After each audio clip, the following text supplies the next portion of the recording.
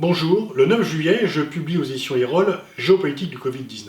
Bien sûr, on a beaucoup parlé sur le plan sanitaire de la pandémie, l'état dans lequel elle s'est répandue dans le monde, le nombre de décès. Moi, je veux envisager les aspects géopolitiques. Est-ce que cette crise est venue modifier de façon structurelle l'état du monde et les relations internationales?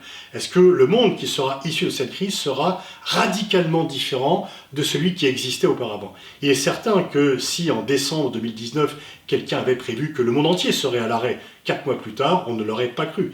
Et d'ailleurs, au début, on n'a pas cru. Beaucoup de gouvernements étaient dans le déni de cette crise. Et puis, elle a eu des conséquences très fortes sur la mondialisation.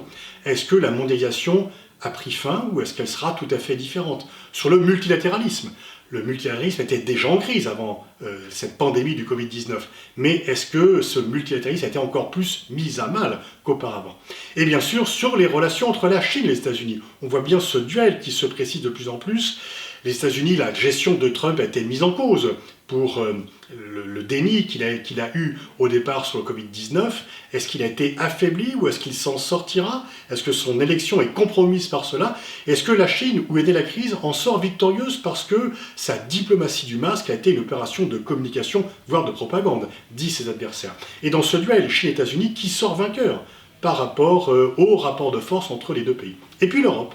Est-ce que l'Europe a été la spectatrice impuissante des événements ou est-ce qu'elle a été réellement, elle est devenue un acteur par rapport aux autres pays, par rapport à elle-même? Est-ce qu'elle devient non seulement le guichet auprès duquel tout le monde s'adresse ou un acteur global des relations internationales?